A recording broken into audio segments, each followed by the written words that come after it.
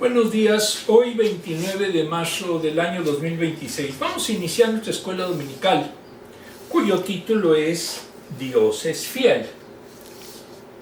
Es la sesión 5 y vamos a iniciar como siempre con la versión en español. De una vez se los digo, no corresponde la imagen que ahí aparece con lo que es la versión en español. Ahorita lo vamos a explicar. Dios es fiel, idea central. Dios es fiel a su pueblo y a sus promesas. Aplicación para la vida. Hoy en día es demasiado común el tema del divorcio, y no es que las personas lo estén buscando de forma activa. Nadie quiere arruinarse la vida a propósito. Sencillamente la fidelidad ya no es lo que era. Hoy en día ser fiel y tener un compromiso es casi igual que cambiarse la camisa, el pantalón o los calcetines. Pero siendo honestos, no creo que alguien se case con la intención de divorciarse. No obstante, la tasa de divorcios no hace sino aumentar. Todos hemos sido culpables de incumplir un voto, una promesa, un compromiso. Vivimos por personas que dicen una cosa pero hacen otra. Cuando alguien nos hace una promesa, no confiamos en que la cumpla. Se rompen tantas promesas que hoy en día la palabra de alguien ya no vale mucho. Y es que ya no sabemos cómo es la fidelidad. Entonces, para saber cómo es realmente, tenemos que mirar a Dios tal como se ha revelado. La Biblia nos muestra que Dios nunca falla en lo que hace o promete.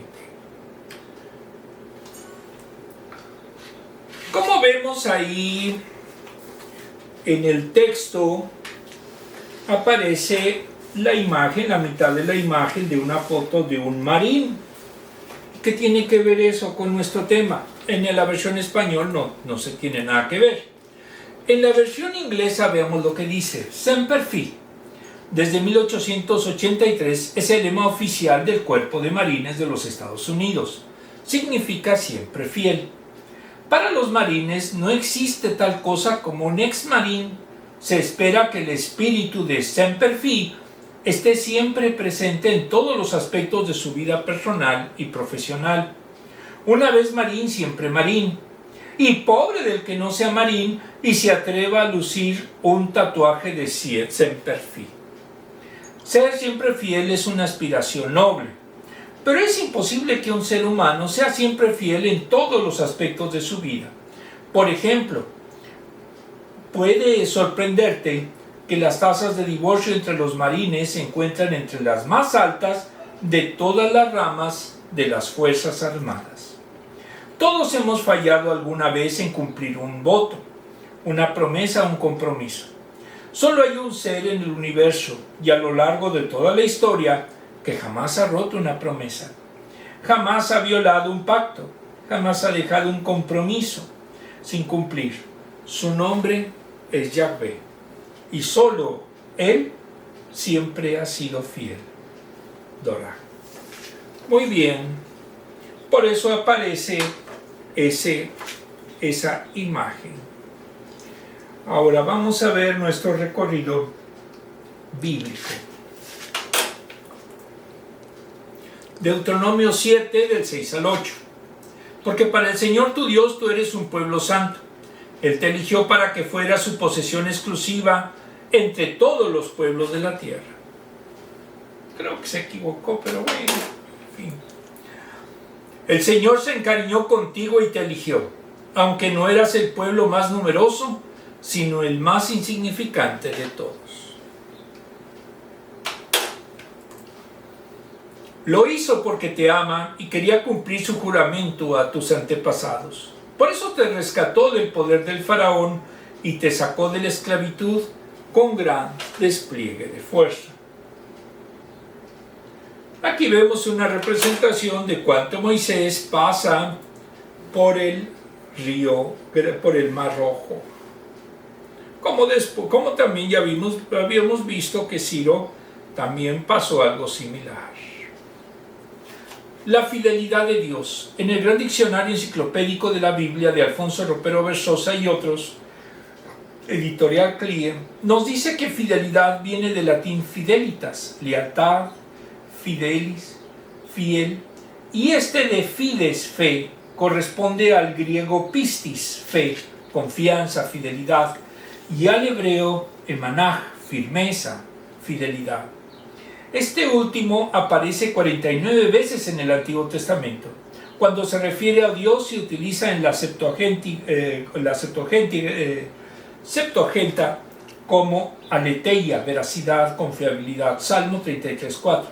En el Antiguo Testamento es uno de los atributos destacados de Dios junto con la misericordia. Imágenes como roca aplicada a Dios, Deuteronomio 32:4, describen simbólicamente la inmutable fidelidad divina, la verdad de sus palabras, la solidez de sus promesas. Dios no miente ni se retracta, Números 23:19. Pide a su pueblo fidelidad a la alianza que Él renueva libremente, Deuteronomio 10:20, 30:20, Josué 24:14. Los sacerdotes deben ser especialmente fieles, Primera de Samuel 2:35. Los salmos no se cansan nunca de alabar la fidelidad de Dios, fundamento de la esperanza del justo, Salmos 35:6, 56:11, 33:4. La fidelidad de Dios se muestra en el hecho de que siempre acoge de nuevo al pueblo infiel, Oseas 3:2. Dios no falsea su fidelidad, ni cuando sus hijos dejan su ley, y no continúa en sus juicios, castiga entonces ciertamente su rebelión, pero no retira su misericordia, porque no profana su pacto, ni cambia lo que ha salido de sus labios. Salmos 89, 27-37. Hasta tal punto Dios es fiel a sí mismo, que de su boca sale una sentencia, una palabra irrevocable. Isaías 45, 23, 2 de Timoteo 2:13. Pero Israel, escogido por Dios, nunca fue un siervo fiel, desde los días pasados en el desierto. Ni lo sigue siendo. Salmo 78:8. Hasta el mismo momento de la cautividad, Israel permaneció ciego y sordo, Isaías 42:18. La fidelidad se establecerá en la era mesiánica, Isaías 11:5. En el Nuevo Testamento, Jesús se presenta como el que cumple las expectativas proféticas. Dijo: la ley fue dada por Moisés, pero la gracia y la verdad llegarán por medio de Jesucristo, Juan 1:17. Por esto Jesús es representado como el siervo fiel anunciado en la profecía, Isaías 42:1. Él es el fiel y verdadero, Apocalipsis 19:11, que vino a cumplir la escritura y la obra de su Padre, Marcos 10:45, Lucas 24:44, Juan 19:28 y 30. Por él son mantenidas todas las promesas de Dios, 2 de Corintios 1:20. En él están la salvación y la gloria de los elegidos, 2 de Timoteo 2:10. Por él los creyentes son fortalecidos y perseveran fieles hasta el final, 1 de Corintios 10:13, 1 de Tesalonicenses 5:24, 2 de Tesalonicenses 3:13. En el Diccionario Teológico Ilustrado de Francisco Lacueva, editorial CLIE, nos dice que el término fidelidad puede tomarse en tres sentidos. Uno, como sinónimo de fe, y entonces responde igualmente al sentido que tiene respectivamente el hebreo emunaj. Dos, como sinónimo de lealtad, significa respeto a la palabra dada, ya sea en transacción o en promesa, y tiene su mayor importancia en la lealtad conyugal, matrimonio.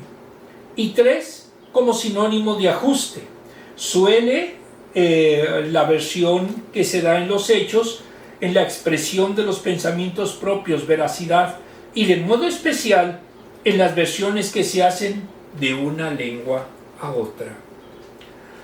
Este ajuste fiel cobra suma importancia cuando se trata de verter a las lenguas vernáculas, a las lenguas de cada país, el original hebreo, arameo y griego de las Sagradas Escrituras. Por último, en el Diccionario Bíblico Ilustrado Holman, de varios autores, editorial VIH en español, nos dice nos dice que la palabra fiel deriva del latín fides y en el presente denota confianza. Pero en español no funciona como verbo. Esa función la cumplen los verbos como creer o confiar. El sustantivo fidelidad denota confianza o confiabilidad. La fe es la respuesta humana de confianza frente a la revelación que Dios hace de sí mismo por medio de sus palabras y de sus acciones. Dios inicia la relación entre Él y los seres humanos y espera que las personas confíen en Él. La falta de confianza en Él fue esencial en el primer pecado, Génesis 3 del 1 al 7.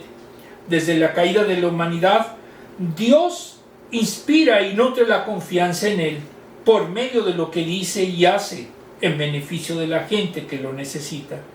Provee evidencia de su confiabilidad actuando y hablando en el mundo para darse a conocer externamente a las personas que lo necesitan. Por eso, la fe bíblica es un tipo de conocimiento personal ilimitado de Dios. En el hebreo su palabra más significativa es Hamán. Significa sostener o mantener, como en el caso, por ejemplo, de los fuertes brazos de un padre cuando sostiene a un hijo. Esos brazos son seguros, confiables y firmes. Diversas formas de esta raíz se usaban metafóricamente para describir la fe, una respuesta humana ante Dios, y la fidelidad, una virtud de Dios y de sus siervos, cuando se utiliza para describir las relaciones entre Dios y la gente. La raíz Hamán expresa un concepto complejo, expresa tanto la naturaleza objetiva como la subjetiva de la confiabilidad de Dios, y una cualidad objetiva de Dios mismo, el que existe objetivamente de modo independiente de los seres humanos, recibe la confianza que se genera en el interior de las personas. Deuteronomio 7:9. Él y sus palabras son objetivamente fieles y confiables. Salmos 119, 86. Versículos del 6 al 8. En el libro Comentario Bíblico de Moody, Antiguo Testamento, de Charles F. Pfeiffer, editorial Portavoz, nos dice que los propósitos de la elección de Israel tenían que quedar protegidos mediante la eliminación de los cananeos, que eran detallados de los versículos 6 a 16. En los versículos 6 y 7 dice que escogido para hacerle un pueblo especial. Esto recuerda a Éxodo 19:5. Es la formulación clásica de la singular posición teocrática para la cual fue escogido Israel. Una llamada sublime va acompañada de una tentación a la vanagloria, lo cual preocupó a Moisés y refleja en los capítulos 8 a 10. Por eso se le recordó a Israel que se le gloriase solamente en el nombre de Dios. En el versículo 8, por cuanto Jehová os amó, en su amor y fidelidad soberana, solamente se podría hallar la explicación de la elección de Israel 4:37. No ciertamente en el tamaño de la nación, porque Dios eligió a su padre Abraham, sino siendo solamente uno, y a la familia de Jacob, que descendió a Egipto, siendo solamente unas 70 almas. 7:10-22. Por la soberanía, gracia de Dios, que Israel no tenía derecho sobre él,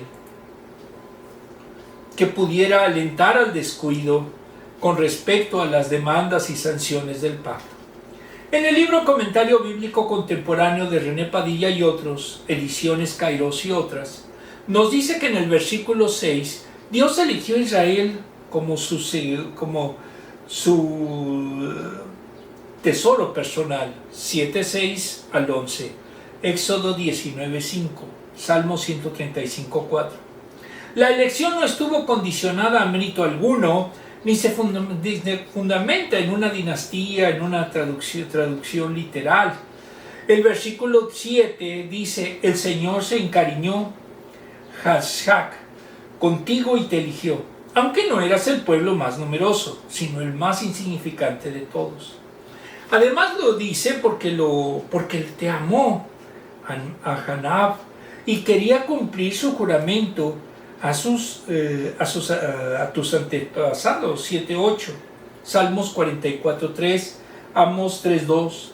Después de esto se repite lo de la salida de Egipto, por la acción poderosa de Dios. El cuadro completo es: amó a sus padres, 4:37, los ama a ustedes, 7:7, y los amará, 7:13.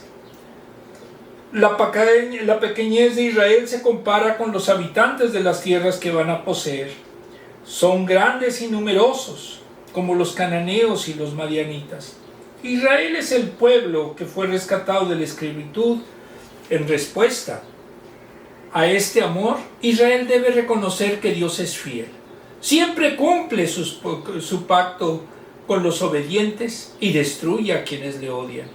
Esto ya se había dicho, pero con mezclas nuevas. El amor de Dios a Israel como un juicio a los israelitas que odien a Dios. Muy bien, desglose. La fidelidad de Dios es incomparable. Él nunca dejará de ser fiel, no se cansará de serlo, puesto que es quien es, por amor a sí mismo, a su gloria, a su nombre y a los suyos. Cumplirá todo lo que ha prometido. Esto incluye algo que da mucho ánimo a pesar de nosotros. Esto es, a pesar de nuestra infidelidad y nuestras faltas. Como lo resume un canto tradicional al castellano, su gracia es mayor. Por todo ello es vital que creas y afirmes las siguientes verdades. Primero, Dios es fiel para apartar un pueblo para sí mismo y darle un lugar especial. Dios apartó a Israel con un propósito, convertirlo en un pueblo especial. Israel debía de ser diferente del resto de las naciones. No debía contaminarse, sino adorar y servir al Dios verdadero, puesto que había sido apartado por Dios. Debían apartarse de los ídolos y vivir solo para el Dios. Para el Dios. Él los escogió para hacer de ellos algo que no eran y cumplir así los planes eternos.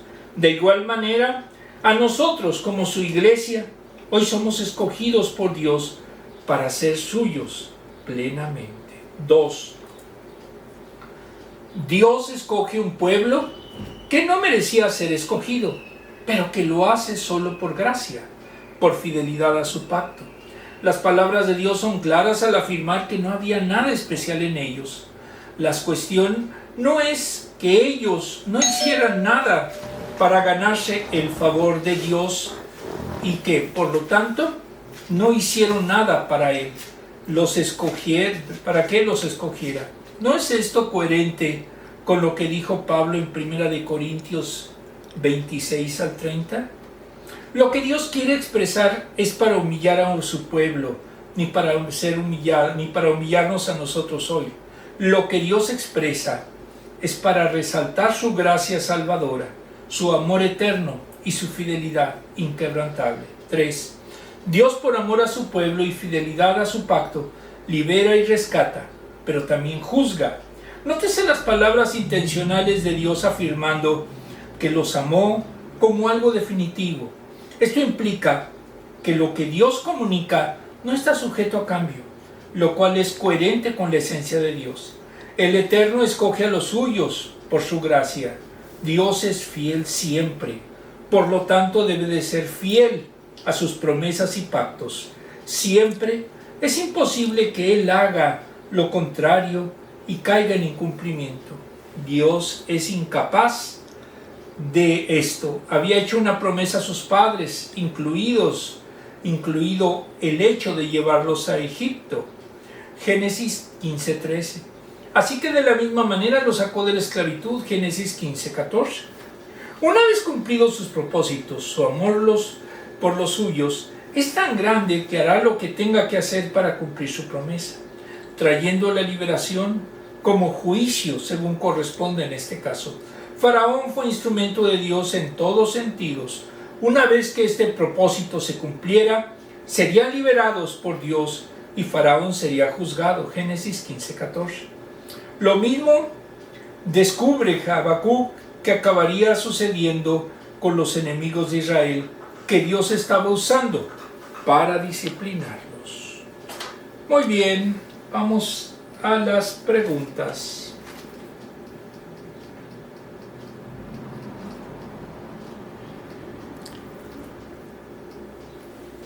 Las primeras son en español, las segundas son en inglés.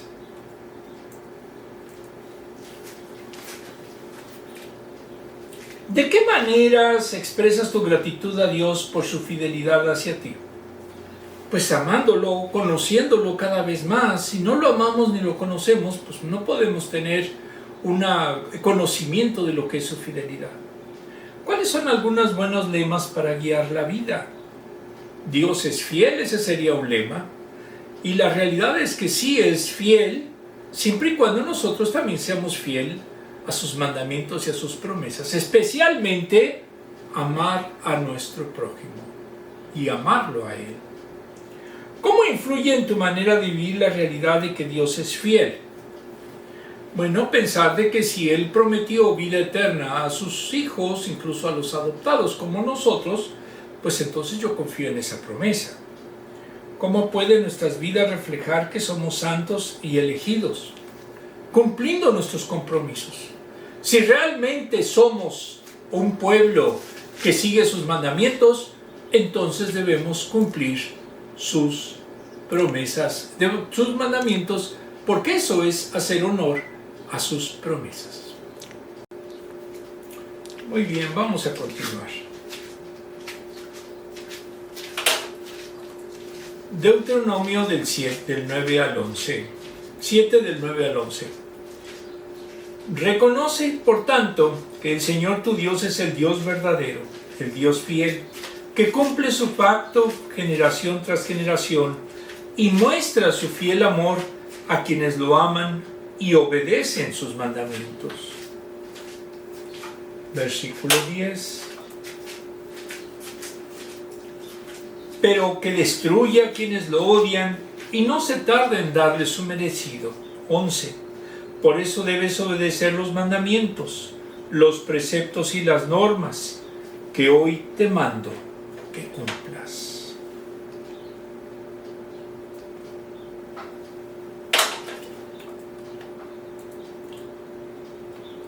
Muy bien.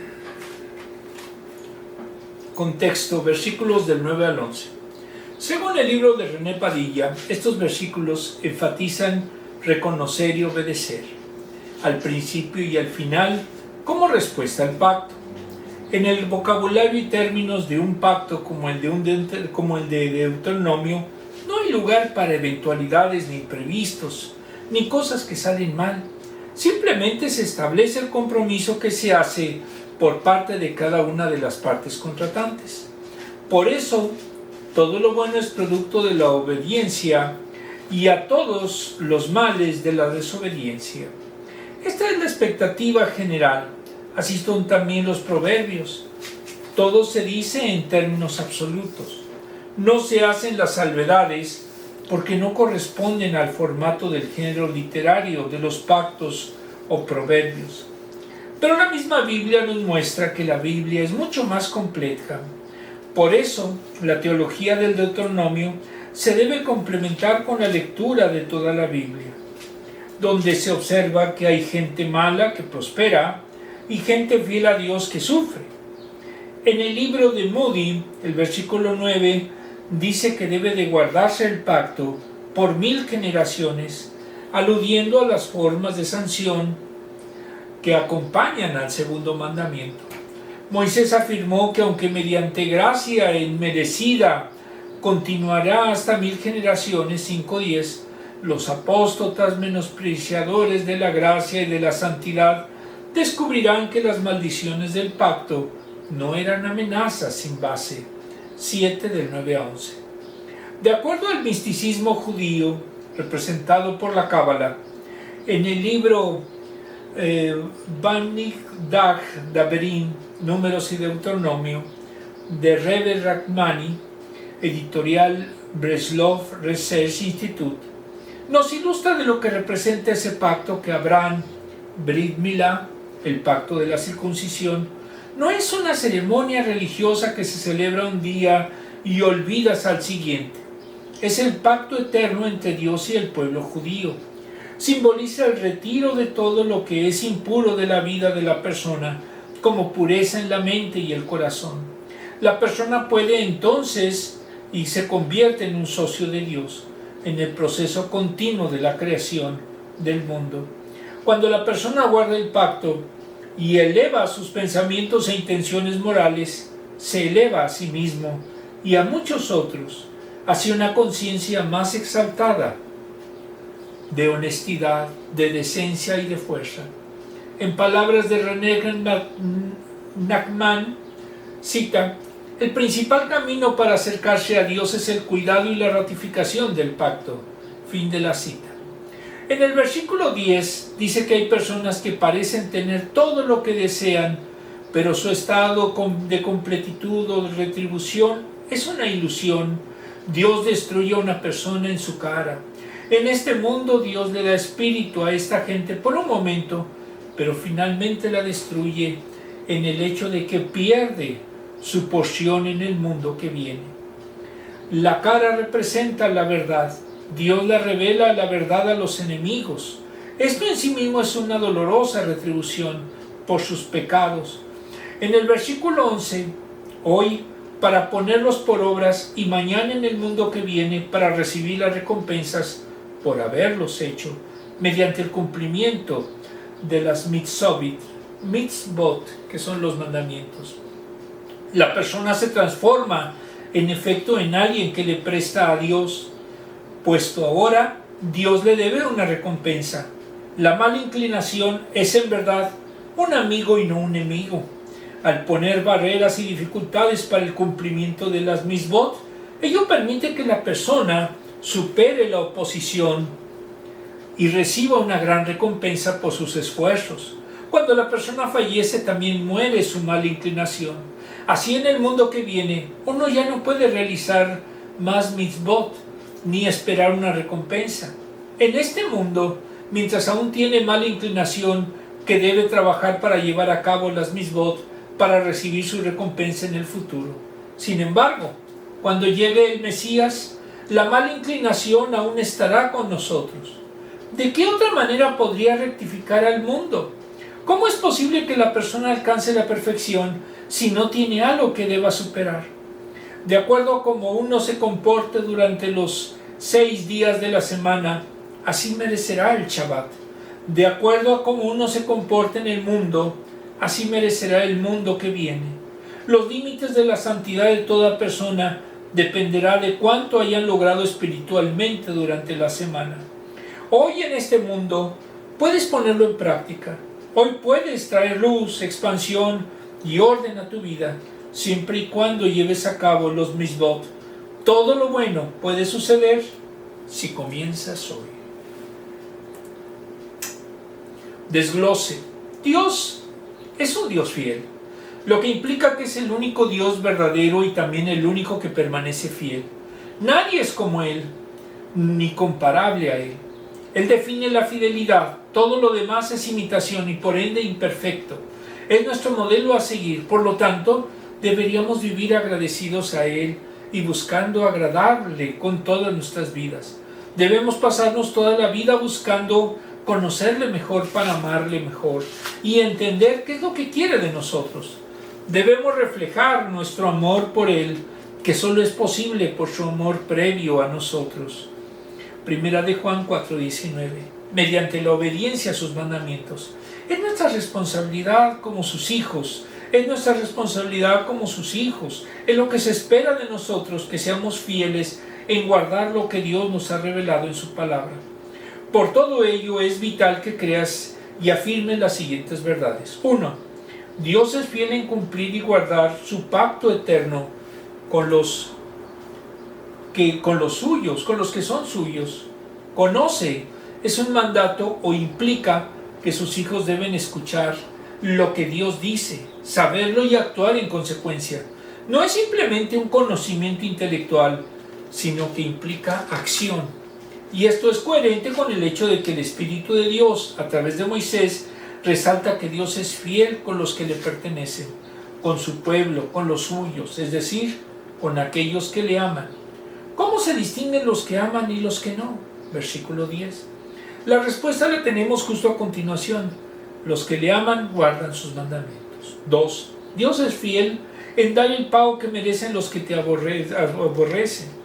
Esto es parte importante de la fidelidad de Dios, porque no puede obviar el pecado ni pasarlo por alto. Es justo que Dios haga esto, y Él ha sido, es y será fiel en hacerlo. Así Dios cumple sus pactos con los que le temen. También juzga a los que le rechazan, a los que menosprecian sus pactos, no cumplen su parte o lo rechazan completamente. Hay graves consecuencias para los que le rechazan de esta manera, tal y como Moisés les había recordado en Deuteronomio 5:9. 3. La fidelidad de Dios debe de ser estímulo para vivir de manera santa para Él. Vivir para Dios no es algo gravoso, sino que debe de ser considerado un honor, un resultado natural de un corazón agradecido que se debe saber deudor de Él. Además, guardar sus mandamientos es un mandato, tal como lo afirma el versículo 11. Por si hubiera dudas con el imperativo guardar, lo reafirma diciendo: yo te mando hoy que cumplas. El Señor había mandado a los israelitas que cumplieran sus estipulaciones del pacto mosaico. Por eso hace referencia a mandamientos, estatutos y decretos. La fidelidad de Dios era guía para ellos, era un modelo, además de un estímulo, un reto para la obediencia y fidelidad de su pueblo. Muy bien, vamos a ver la pregunta.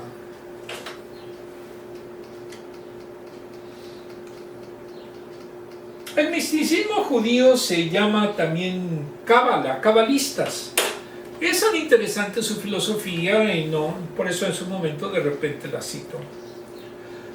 ¿Cómo demuestras tu fidelidad a Dios en respuesta a su fidelidad? Cumpliendo sus mandamientos. Si los cumplimos, pues entonces vamos a ser fieles, pero cumplirlos con amor, no por obligación así racional. ¿Qué significa para nuestras vidas que Dios cumpla sus promesas? Si nos ha prometido una vida eterna, entonces significa que esta vida es pasajera y debemos de vivirla en amor y en obediencia a Él. Si no lo hacemos, pues no esperemos que nos vaya a recompensar en la vida que viene. Además, no habría vida que viene para los que no la conocieran. Versículos del 12 al 16.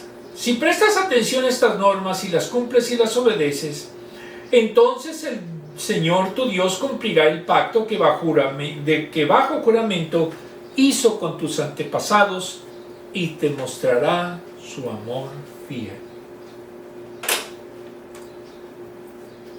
Te amará, te multiplicará y bendecirá el fruto de tu vientre y también el fruto de la tierra que juró a tus antepasados que les daría. Es decir, bendecirá el trigo, el vino y el aceite, y las crías de tus ganados, y los corderos de los rebaños.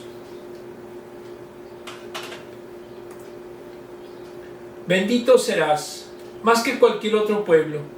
No habrá entre los tuyos hombre y mujer estéril, ni habrá ni un solo animal de tus ganados que se quede sin cría.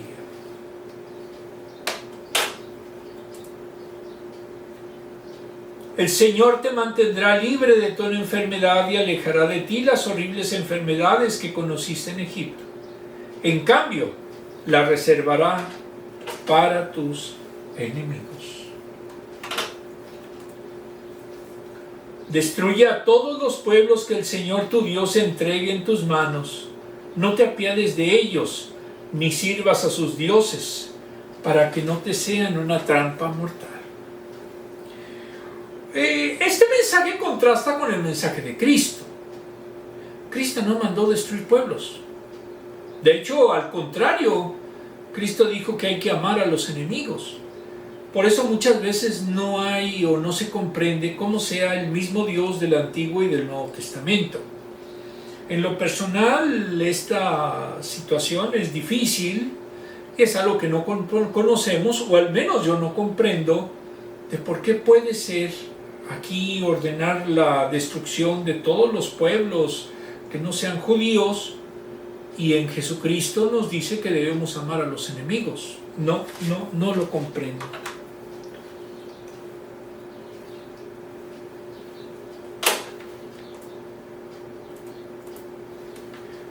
Yo le sirvo a un Dios vivo y de poder.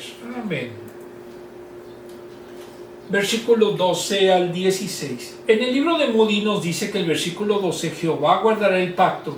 Los fieles podrán confiar en que las bendiciones del pacto no eran promesas vacías. Versículos 12 al 15. Génesis 12 al 2, 12:2, Éxodo 23, 22 a 31. El Dios de Israel, el Creador, no Baal, es el dador de fertilidad en el campo de los rebaños y en la familia. 7 del 3 al 14. El Señor quitará de ti toda enfermedad. Versículo 15. Era Jehová quien había suelto el hambre y la maldición de la naturaleza por su pecado, y por ello podría liberar a los israelitas de las notorias enfermedades de Egipto, por ejemplo, elefantosis, disentería y oftalmia. Igualmente, como los había rescatado del infame faraón de Egipto, Éxodo 15:26, el versículo 16 repite el mandamiento y su propósito. En el libro de René Padilla, los versículos 12 a 6 están dedicados solamente a bendiciones que recibe de Dios un pueblo obediente. No se refiere a lo que recibe un individuo obediente. En la esencia lo que dice es, tú cumples como pueblo, Dios cumple. Pero no se trata de matemáticas o trueque que se hace con Dios. Las bendiciones se dan en el marco del pacto de amor y de gracia que Dios ha establecido de la siguiente manera. 1. Dios no está obligado a hacer con Israel un pacto y bendecirlo en su gusto. Es su gusto. 2. No se puede pensar en una correspondencia proporcional de la obediencia a la bendición, puesto que la una no produce la otra. 3. Dios no obtiene ningún beneficio de nuestra obediencia. La promesa de bendiciones dada a un pueblo obediente consiste en el amor de Dios. Familias grandes, economía próspera, seguridad y salud. En el libro de Reben Nachman, el versículo dice, escuchen, Tutshemem, está escrito en plural, en referencia a muchos oyentes. El objetivo debe llamar Adonai, Eloh Leja, el Señor tu Dios te guardará, hace referencia a un solo receptor. El principal camino para alcanzar la divinidad es mediante los muchos, pues todos y todas las cosas se unifican una vez que están unidas. Podemos tomar nuestras bendiciones individuales si ustedes hacen caso a Dios y su Torah, al punto de extender su divinidad hasta sus propios pies. Entonces Dios extenderá sobre ustedes más misericordia. Pies también hace referencia a la riqueza, la base sobre la cual se sostendrá la persona. Moisés también implicó si su percepción de la divinidad se extiende a la manera en la cual utilizan su riqueza. Entonces Dios hará descender sobre ustedes mucho más bondad y bendiciones si ustedes escuchan estas leyes. Incluso cuando están hundidos bajo el talón de su enemigo y reconocen que el sufrimiento viene de arriba, entonces Dios los oirá y recordará el pacto que Él hizo con sus antepasados. Hay que esclarecer la Torá y enseñarle a la gente el servicio a Dios. Cuando Dios emite un decreto de juicio en el mundo, entonces los profetas van y amonestan a la generación para que mejore sus caminos y mitiguen el juicio. El pueblo judío recibe esa amonestación y acepta la amonestación y los juicios son mitigados. Bailan, aplauden, mitiga los juicios severos. Pero cuando los decretos están en contra del mundo, es difícil bailar para mitigar los juicios. Es menester juzgarse y evaluarse uno mismo. Hay que examinarse y corregir cada una de sus acciones. Cuando hay juicio abajo, no hay juicio arriba. Estas ideas están expresadas en el versículo. ¿Y será que si escuchan y si quieren que los pies oigan y escuchen la alegría, estas leyes las guardan y cumplen? Debes también practicar y juzgarte a ti mismo. Por último, en el libro de la Torah explicada, versículo Deuteronomio de Banim, del Rabí Aaron Slinger, editorial del mismo autor, nos dice que la llave del éxito, de acuerdo al sabio Jim Ben Attar, será, cita, será cuando oyeres estos juicios y los guardaréis y realizaréis. 7:12. Se aparecía que al comienzo del escrito dice y será. ¿Pero qué será? Puesto que si se refiere a la protección mencionada a continuación, no sería necesario que se dijera. Y será suficiente con decir, cuando oyeres estos juicios y los guardares y realizaréis, el Eterno tu Dios guardará. Moisés les enseñaba que la persona no debe alegrarse, sino cuando cuidare de hacer todo lo que fue ordenado. El Eterno entonces se alegrará y se regocijará. Pero si la persona desconsidera alguno de los preceptos, ya sea activo o pasivo, haciendo faltar la alegría, está confundido. ¿Y de qué sirve? Eclesiastés 2:2. Resulta que a través del cumplimiento de todos los preceptos, sin desestimar ninguno, se alcanzaría la completitud y la alegría. Y para saber cómo cumplir adecuadamente, es necesario estudiar la Torá con alegría, porque los preceptos del Eterno son rectos y alegran el corazón. Salmos 19:9. Asimismo, no hay alegría ante el Eterno como la del momento en que los hijos de Israel se ocupan del estudio de la Torá. En los versículos 12 a 15 se refieren al ministerio de la buena fortuna. Aquí el Rabí habla de que cuando se oyen tus juicios, te amará, te bendecirá, te multiplicará y te bendecirá. Ciertamente es una promesa colmada de numerosos beneficios y bendiciones que nos sobrevendrán en caso de obedecer a todos los juicios o mandamientos, sin desobedecer alguno. Son 613, lo veo un poco difícil, que se ilustra como Ekef, que significa talón. Y para cumplirlos hay que estudiar la Torá. Por eso el salmista dijo que si guardan los preceptos, hay una gran recompensa. Salmos 19:12. Muy bien. Reflexión del libro 95 Tesis de la Nueva Generación de Lucas Magnin, editorial CLIE. Tomamos la número 23. Nunca hay que confiar del todo en lo que nuestro entorno celebra y legitima. Y la 24. Debemos examinar con atención nuestras convicciones espirituales, hasta las más piadosas y nobles, pueden ser agentes de vida o de muerte. Parte 1. Lutero compareció en la dita de Worms ante Carlos V, quien poco tiempo antes había sido emperador del Sacro Imperio Romano Germánico.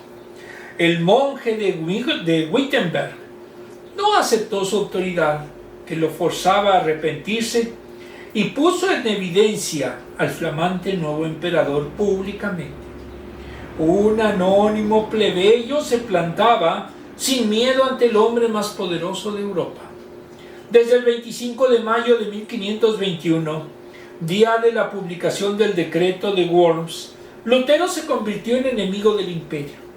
Carlos le quitó el salvoconducto que le había prometido, lo que abría la posibilidad de que cualquier atentado contra su vida. Afortunadamente se salvó. La ruptura entre el emperador y el reformador tendría consecuencias inmensas para el futuro religioso y político de América Latina por 4 siglos. Desde el edicto de Worms, ese monje enemigo de Carlos y de cualquiera de sus secuaces estaba irremisiblemente proscrito de la colonia latinoamericana. Aunque la historia los ha presentado como 2 eventos independientes, la reforma protestante y la conquista militar y espiritual de América fueron sucesos paralelos.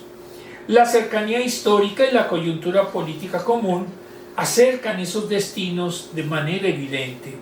Sucede que Carlos no solo era emperador del Sacro Imperio Romano Germánico, sino también desde 1516 rey de España. Carlos era nieto de los reyes católicos Fernando de Aragón e Isabel de Castilla, los mismos que comendaron la expedición de Cristóbal Colón. El mismo Colón escribió en 1503: una frase que escribiría un fenómeno típico de su época, que tendría enormes consecuencias para el nacimiento de la Reforma. El almirante amontonó en uno de sus diarios de viaje: el oro es excelentísimo, el oro se hace tesoro y con él quien lo tiene hace cuanto quiere en el mundo y llega a que eche las ánimas al paraíso. 14 años después, Lutero enfureció por la impúdica venta de indulgencias. Cabe indicar que los reyes de España no cumplieron lo que habían pactado con Cristóbal Colón. Es una de las traiciones más claras del espíritu que tenían en aquella época. ¿Por qué? Pues porque simplemente eran impunes, eran los reyes.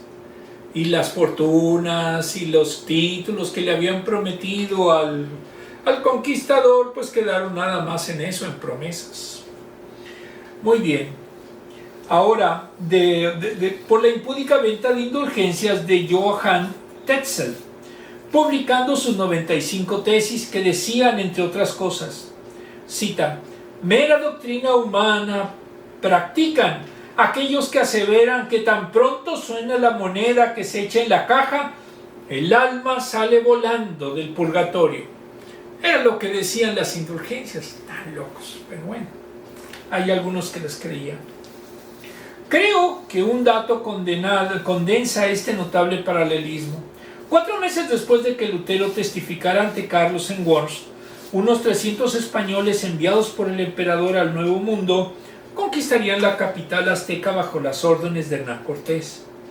La Reforma fue uno de los eventos fundamentales que determinó la estrategia católica en América.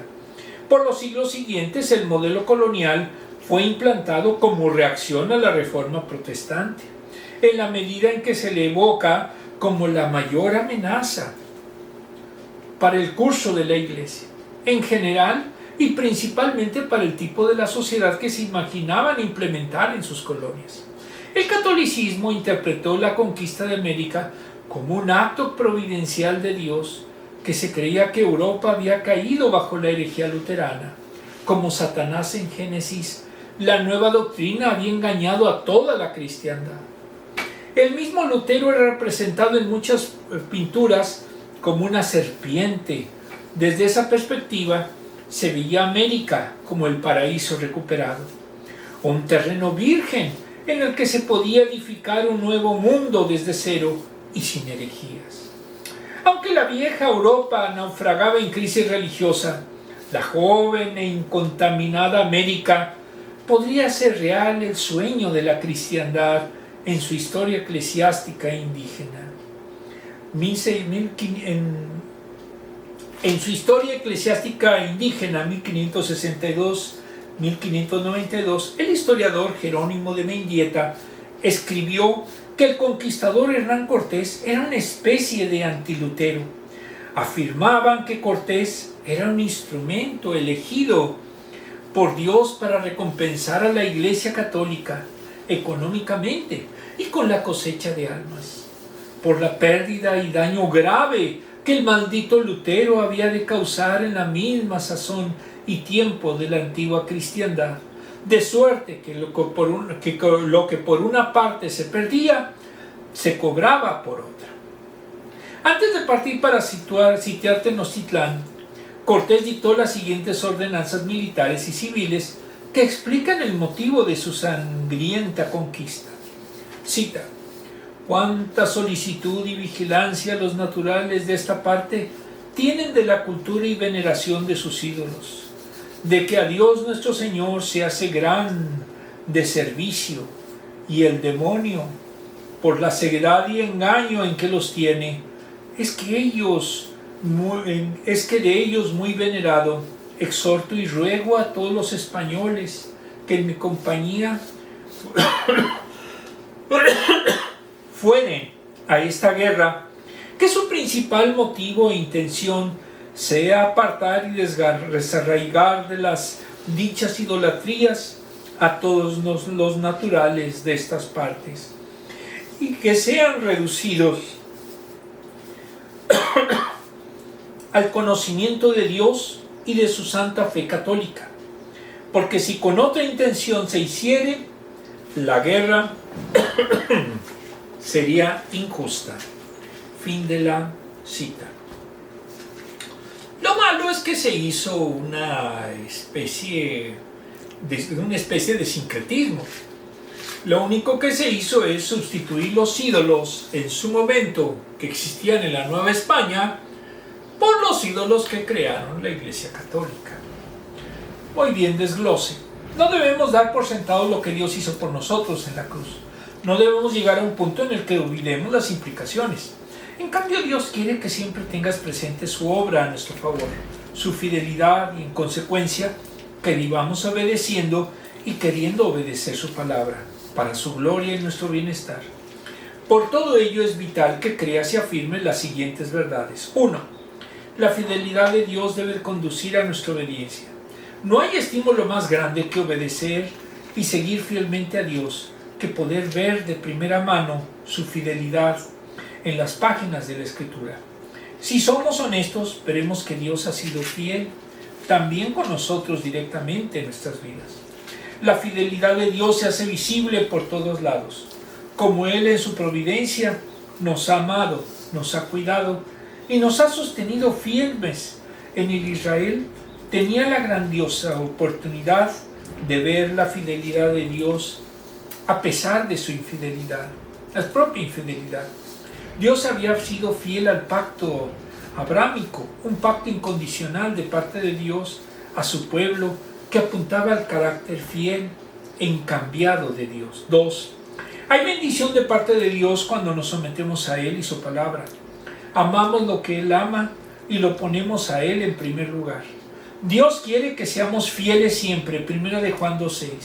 Israel, cuando Moisés habló estas palabras, tenía que comprender que Dios esperaba de ellos que cumplieran las estipulaciones del pacto mosaico para recibir los beneficios condicionales que Dios había prometido. A fin de cuentas, eso es Deuteronomio, una recapitulación de la ley del Sinaí. Moisés estaba ahora exponiéndoles la ley de nuevo para que no olvidaran su parte en todo esto. Este pacto condicional requería cumplir con las condiciones para obtener los beneficios. Y es que cuando buscamos a Dios, poniéndole a Él en primer lugar, tarde o temprano, habrá bendición de parte de Él. Esto no quiere decir que todos seremos millonarios, pero seguramente recibiremos bendición de parte de nuestro Dios, ya sea espiritual o material, ya en este lado de la eternidad o en el otro. Si observamos bien, a veces las bendiciones están más en las cosas sencillas que a menudo pasamos por alto. A menudo tenemos de parte de Dios más de lo que merecemos o necesitamos. 3. Dios espera fidelidad de los suyos en todo, comenzando por nuestro corazón, rendido ante Él, no yendo tras dioses falsos y obedeciendo su palabra de manera tal que cortemos radicalmente con nuestro pecado.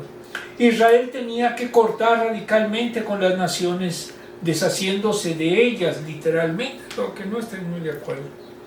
Este nos mostrará claramente cómo debemos cortar con nuestro pecado y con cualquier cosa que tenga el potencial de hacernos alejar de Dios. Israel terminó sucumbiendo ante dioses falsos por no obedecer por completo lo que Dios le pidió. No expulsaron a algunos pueblos y estos terminaron corrompiéndolos tal como había Dios advertido. Las últimas preguntas.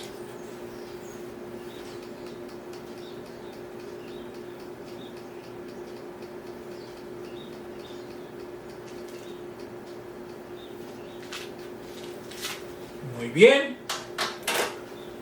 ¿De qué manera la fidelidad de Dios influye en tu obediencia hacia Él?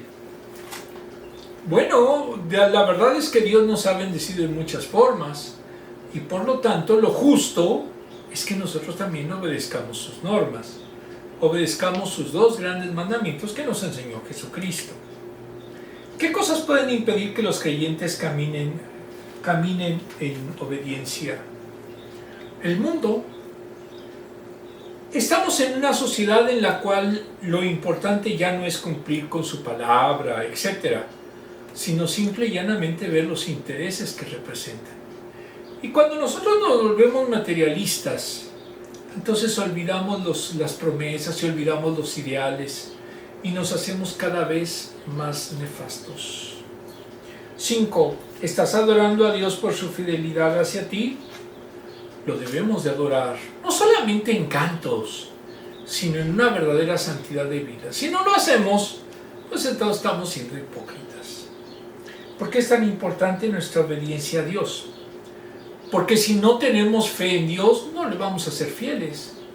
Y viceversa, si nosotros no apreciamos la fidelidad que Dios hace en nuestras vidas a diario, pues mucho menos vamos a entender por qué nosotros debemos de serles fieles.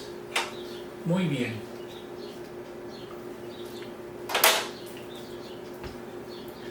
Vamos a ver. ¿Todos? Deuteronomio 7:19.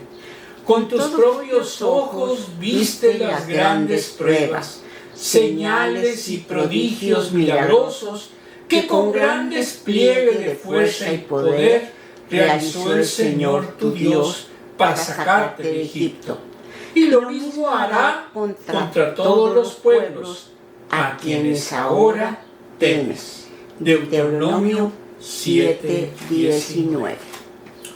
Amantísimo Padre, te damos gracias porque tú nos has permitido conocer en estas partes de las Escrituras lo que entraña verdaderamente serte fiel, obedecer tus mandamientos. Pero también el fundamento de esto es el amor. Si verdaderamente no entendemos que cumplir los mandamientos es amarte a ti, entonces no podemos realmente serte fieles. ¿Por qué? Porque estaríamos faltando a uno de los aspectos fundamentales de lo que es tu pacto. Ayúdanos, Señor, a amar a nuestros semejantes. Ayúdanos, Señor, a amarte más a ti y verdaderamente ser un pueblo santo, aún en un mundo que no lo es. Todo esto te lo pedimos en el sagrado nombre de nuestro Señor Jesucristo. Amén. Nos vemos el próximo domingo.